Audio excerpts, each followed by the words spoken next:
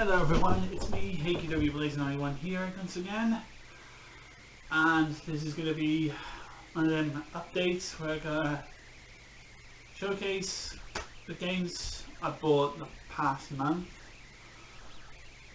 Yeah, it's part of the playlist of games I bought this month / last month, so I'm going through all the games I bought through September. Now I'm just going to be focusing on, as always, the physical copies, because if I were to do a video of downloaded ones, it would have been more difficult. So it's always going to be all the physical copy ones, and all of them are focused on the PlayStation 3. So I've been buying some of the games on the PS3 and been focusing on that.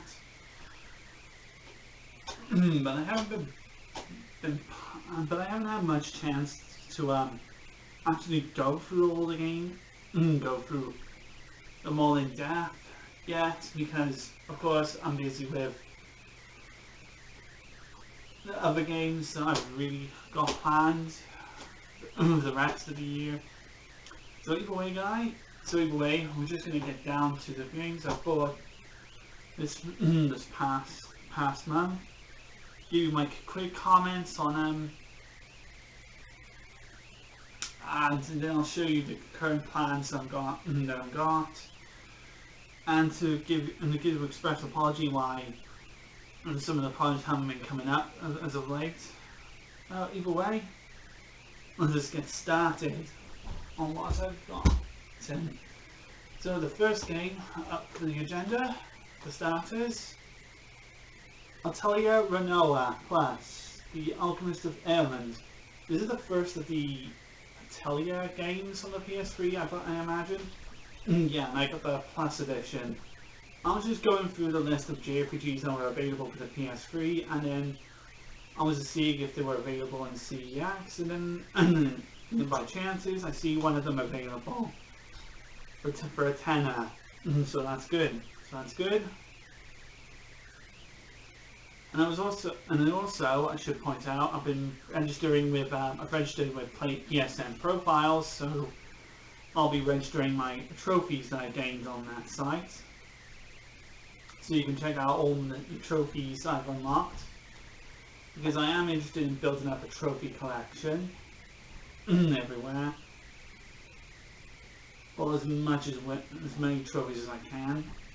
So anyway, onto the topic here at hand. Atelier Renoa, this is the first of the Atelier games on the PS3, I imagine. This one follows Renoa, a workshop's been shut down because her teacher, who is a lazy bitch, who can't even keep her ass out of bed every hour of the day, and she has to have her student panic and do all sorts of jobs to keep her workshop intact. I've only played just the first hour of it, and only got to know 3 of the characters. Renoa,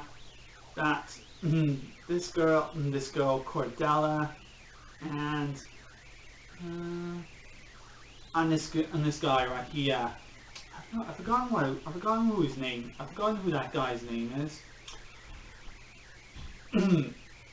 But that's just my initial impression. The combat system is pretty good so far, and this girl here has an embarrassing attack animation where she'll jump over to an enemy and just bend over and just do this embarrassing woggle animation on him, as opposed to shooting him with a pistol.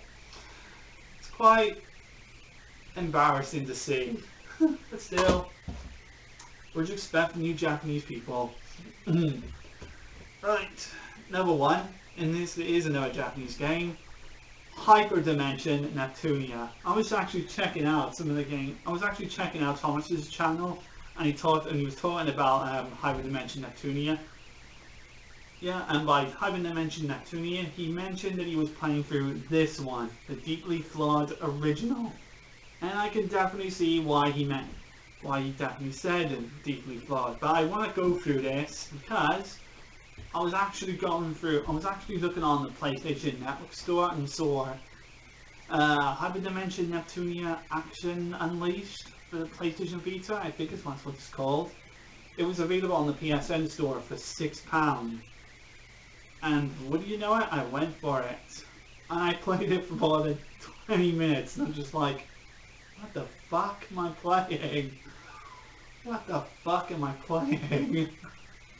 A game that breaks the fourth wall. It's aware of the fourth wall. It knows it.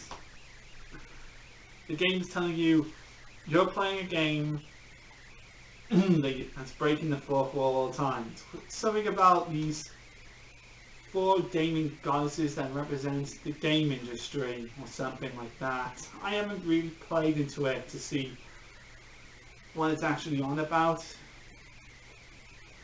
But imagine like the gaming industry having like console war that in which 4 consoles are represented by 4 female characters. That's just about as insane as I can understand it. I've only played the first hour of the original one. And I can tell you the humour is definitely self-aware. It's humorous. Combat in it is very, very slow. And by the fact of it being slow and the fact that I heard it's deeply flawed, is the fact that the combat system is rather awkward. There's something I don't get. There's something I can't quite put it into words that much. But you can't use items outside of battle or in battle as freely as you would expect from like in a proper JRPG. Instead, there's some sort of chance system where like if there's a higher percentage chance they'll use some sort of healing technique or an item which heals a party member or some description. I'll have to fully look into this and examine it. I only bought this for a tenner because I swapped that headphone and that head speaker I bought for the PS4 that wouldn't work. I swapped it for this instead. I'm gonna look into headphones on the PS4 eventually, but I'll look into the ones that I know which will be compatible. So anyway, that's a bit of how to mention Neptunia. The next game, The Darkness 2. Now, I've got the sequel, The Darkness 2, for the PS3. I've heard there is The Darkness 1 on the PS3, but for what I've been told, the original Darkness game on the PS3 does not support trophies or achievements.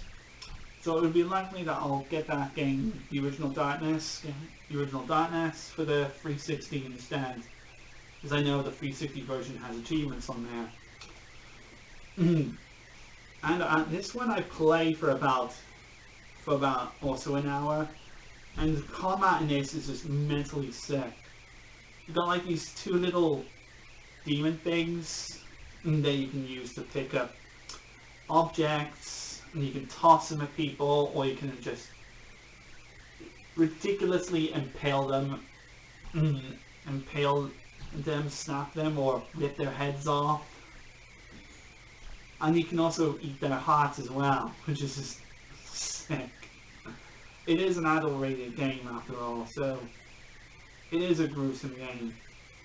My copy of this, I think, also includes the exclusive Garment Hunt, Relic, Hunter character abilities, Darkling outfit, and I think it's a free download, the Darkness Origins Volume 1 and 2, and I think they're comics, description, I'm not sure. Does that have a code or something? Be more wise to look.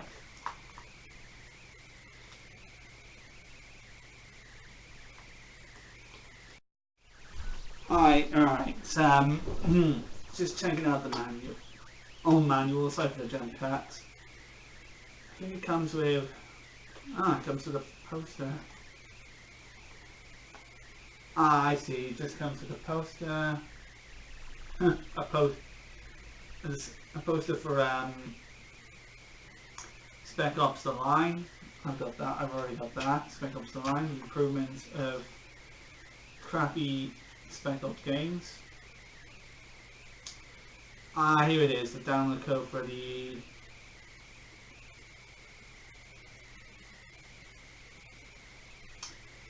Origins. I'm seeing I bought my game second hand. I doubt they're gonna work. And the content for the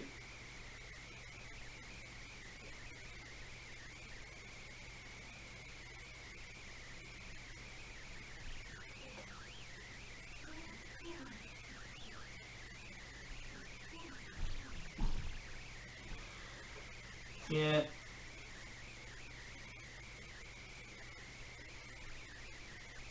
This is the download code containing the character abilities and a darkling outfit. Yeah, and if it's already used, I can't pretty much put it to use. Oh, but it's nice to know that there's an option available. Right, next one. Next game, Star Ocean: The Last Hope International. Now, this was a game I originally wanted to get for the Xbox 360 after as an alternative choice. If my parents couldn't find a copy of Tales of Vesperia for the 360, but I did eventually decide to get my hands, and I did get Tales of Vesperia for Christmas back. It's come a long time back then. I eventually bought a copy of Star Ocean: The Last Hope for the 360 like months later or something. And now I've swapped it from its PlayStation 3 port, which is basically like the enhanced version of Star Ocean: The Last Hope, where it features like, I think, new areas, new bosses, an option for like the Japanese voice acting, and which is understandable because the English dub for some of the characters were annoying as fuck. And may I say that to one specific character, Limo. Fucking Limo was annoying. She had possibly the most tightest, lazy voicing I've ever heard in an English dub. Especially from a fucking Japanese role-playing game. Limo, and I think another character, Sarah, I think.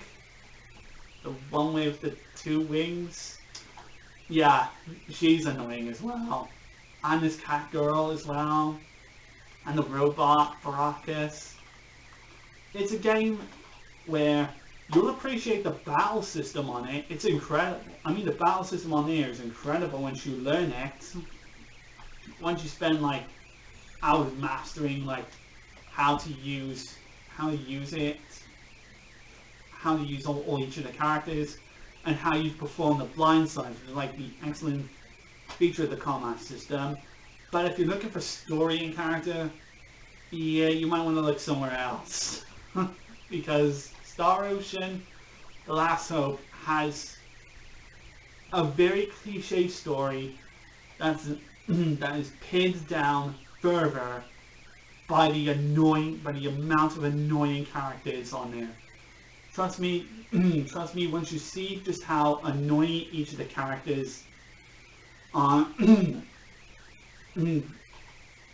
especially by their dull-like, emotionless face that gives like an emotionless stare at the camera. Yeah. Especially from some of the characters like that fat guy, Shimada. He really is a total fatty. And like I said, Limo, Sarah, the cat girl. I don't know, I've never really played fully into this to truly know. I only played as far as just like having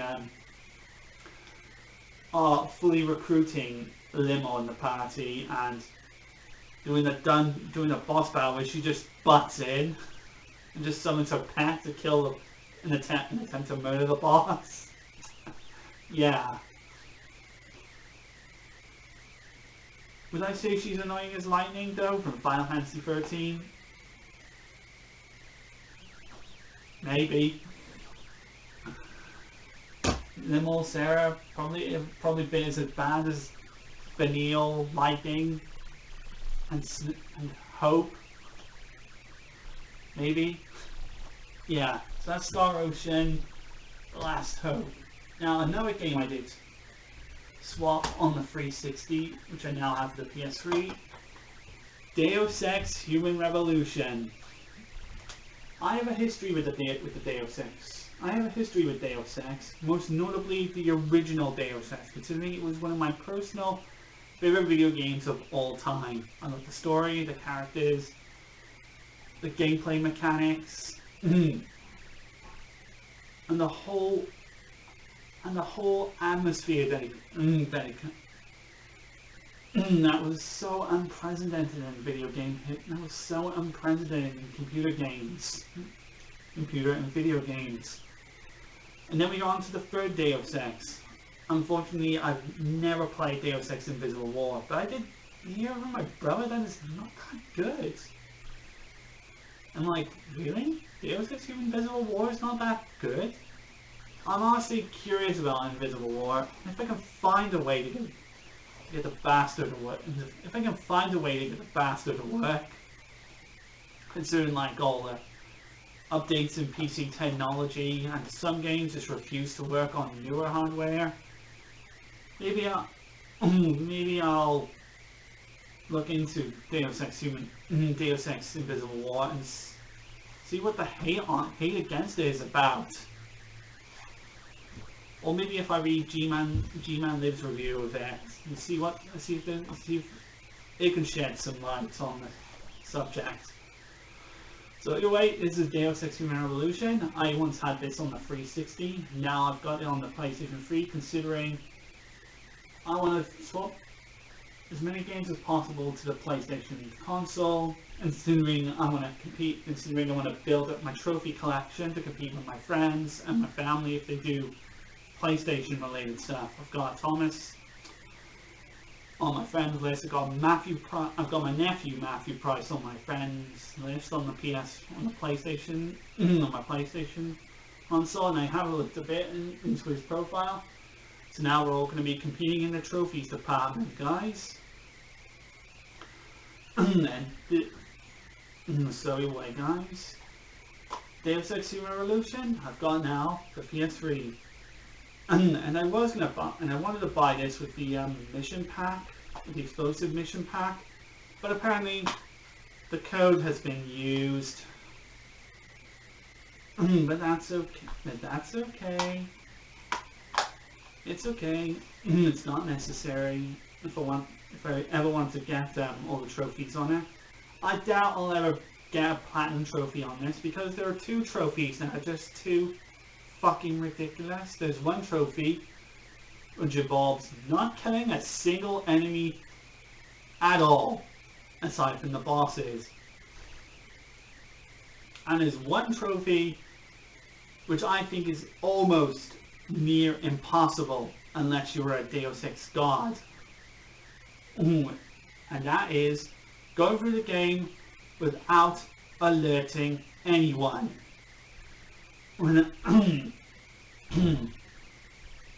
Or is it the achievement, or is it an achievement for not raising a single alarm in the game at all? I really didn't look. I can't remember. But either way, I have played a bit. I've only played at least up until the completion of the first mission. Or the second mission, the one where you go through the police station.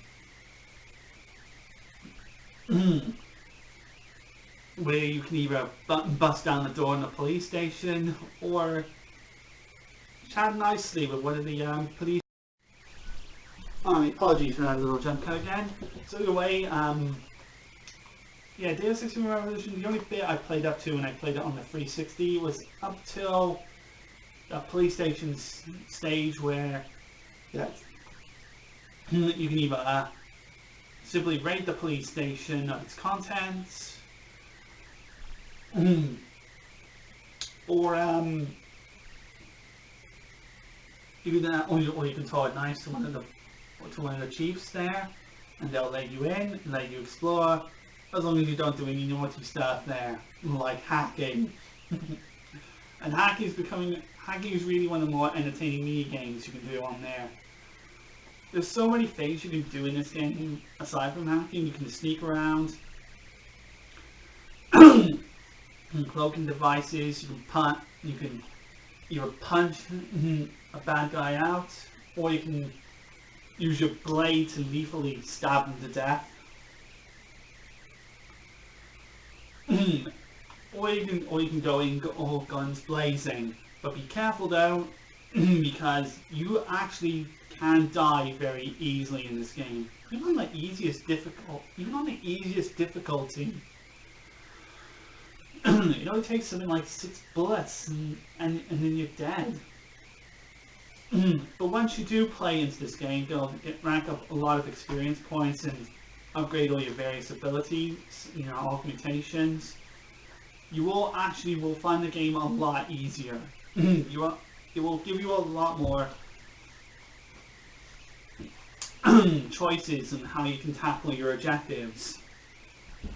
It's a game that really opens up in so many different ways, and it reminds you evolving choices that some of the choices you make in this game really matters, because it really impacts the story and the gameplay that follows.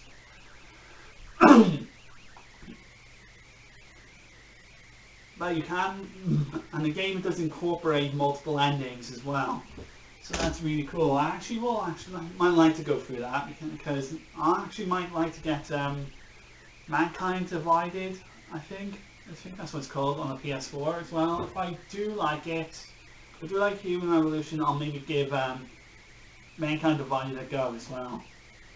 Right, next up, Assassin's Creed 2.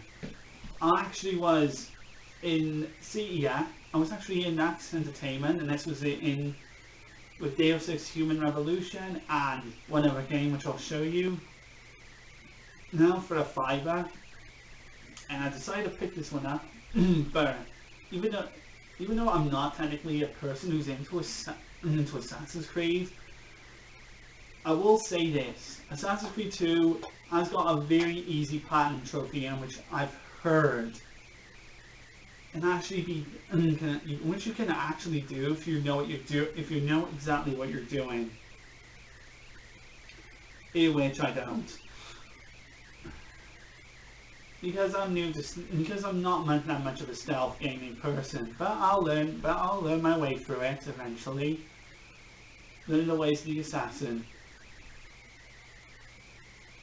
But seeing this in for a deal, well, how can I go wrong? I tested only this for an hour, just to see how the game works and the trophies I got on it. So that's good for me, and that's good for me. So I did hear like Assassin's Creed 2 has got an easy platinum trophy which you can go on, even on that PS4 version as part of the Ezio collection. I heard that one will have an easy platinum trophy to get if you want to go for it. If you want just another easy platinum to your collection or something. Right, last game for the day is Kano Lynch 2 Dog Days, and I have the limited edition again, but also again I got a second hand, which means the codes might already be used, but that doesn't matter. But that doesn't matter if I already well, if I'm already playing through it right now. I've played the first level.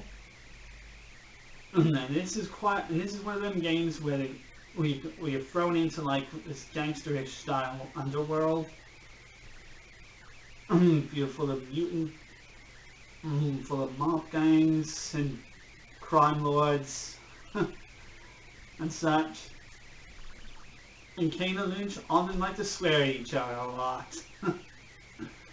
It's an insane game. It's made by IDOS, like the guys who worked on the Deus Ex franchise.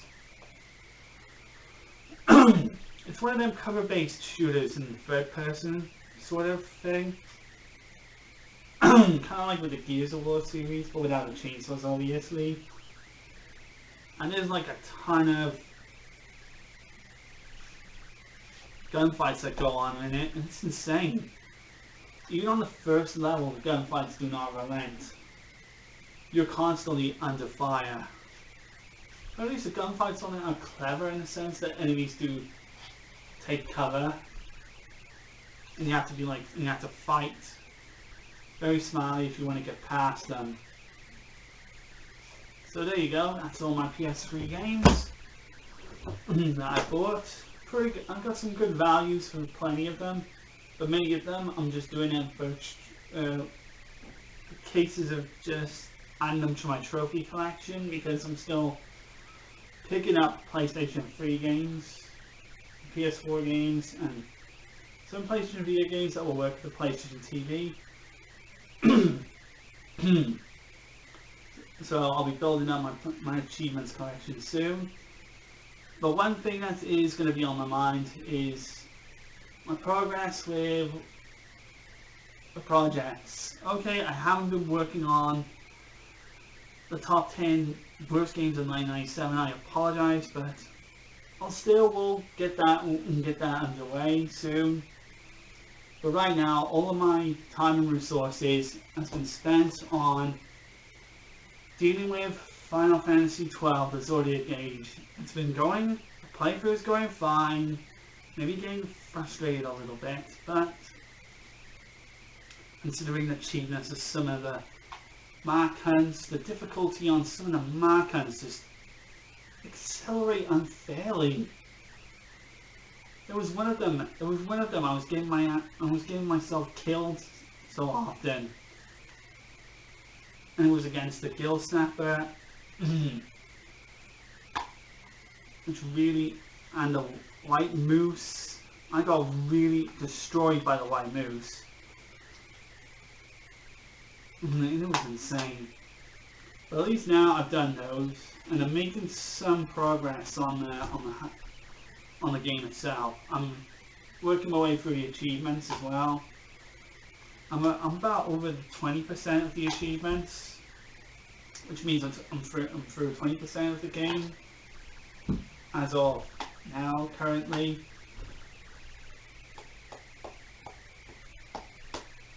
But either way, guys, that is my current progress, and I'm hoping if I do get this done, I'll probably will eventually get to work on the next top 10 list. But I'll see how it goes.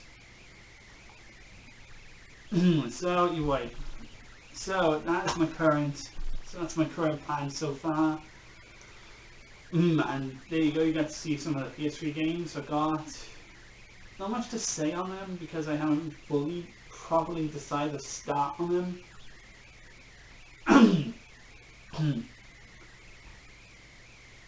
Well, at least I can say this, I traded all the physical Xbox 360 games for their PS3 counterparts.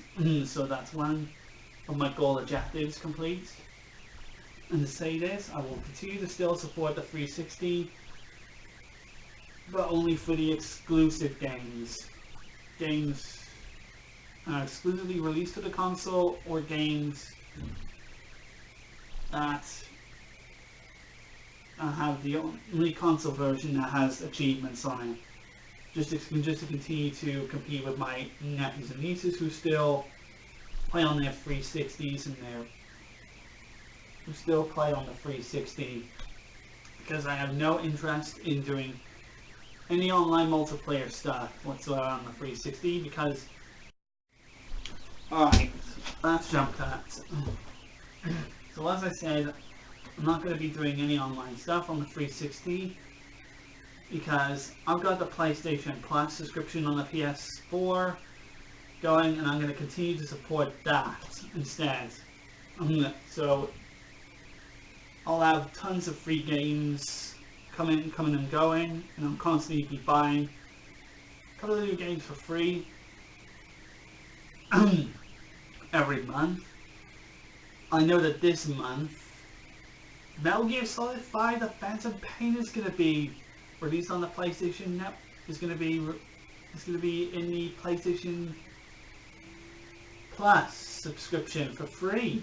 So that means PSN Plus members like myself can download the game for free. And you know what that means? Time to get that cardboard box out. If there are any cardboard boxes in the game. I think there are cardboard boxes in the game. I'll have to find that and just sneak around bases as a box. And you know, and on the subject of Metal Gear, that'll also mean time to get the other Metal Gear Solid games. And that'll be interesting because I really gotta tell you guys this. Right. I have been watching on YouTube one gamer who is an absolute noob at video games. He plays a video game like he hasn't the slightest fucking clue how to do something in a game. He acts like a child. Always throws insults at the game and makes stupid, insensitive, sexist and racist jokes. And he blames the game for his own mistakes instead of reading the tutorials and reading the controls and what to do. And you want to know who that gamer is? Dark Side Phil, otherwise known as DSP Gaming. DSP Gaming, otherwise known as Dark Side Phil, is what I should say. But I'm actually going to give him a nickname called Dark Salt Phil, because he is the most saltiest of gamers ever. And the reason why is there are plenty of YouTube videos out there that are dedicated to literally insulting Darkside Phil for how atrociously he plays a game. Like, he doesn't even take time to actually listen to a game, like understand what is going on in the game. He just outright just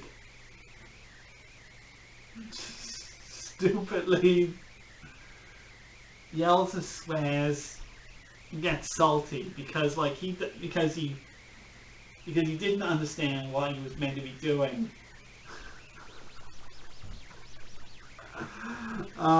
You guys have to see his Metal Gear Solid playthrough, because when I was watching his Metal Gear Solid 2, 3 and the original Metal Gear Solid playthroughs, I was literally not laughing at all. I was actually cringing at some of the shit that happens to him. Like, he's making fun of the game, making fun of the game's most iconic and emotional scenes, and he starts making like racist jokes as well, which are not funny, disgusting. Which are just disgusting and they're just not funny. I don't mean I don't mean to pick out like players like rationally bad on YouTube, but Dark Side Phil is just the audacity, is this the complete antithesis of idiocy. He is a total idiot. A real dumbass.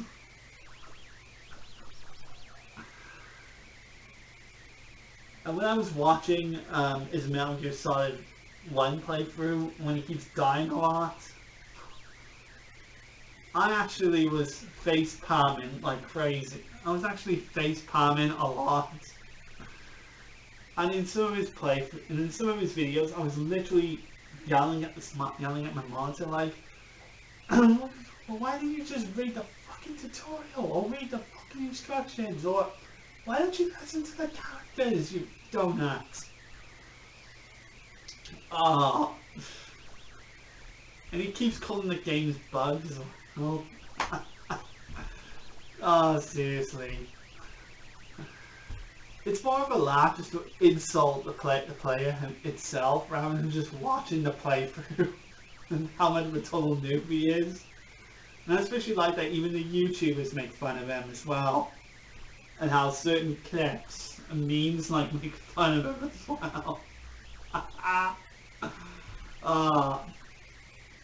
YouTubers are gold when it comes to it. I even put a comment down on some of his videos as well.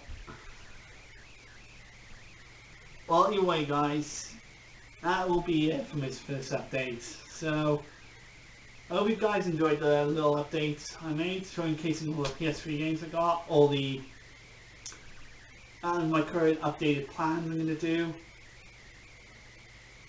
And I'm going to continue on with Final Fantasy 12, you'll see more videos, including of my progress on it. And that'll do for this video. So, thank you all guys for watching, and I'll see you all next time.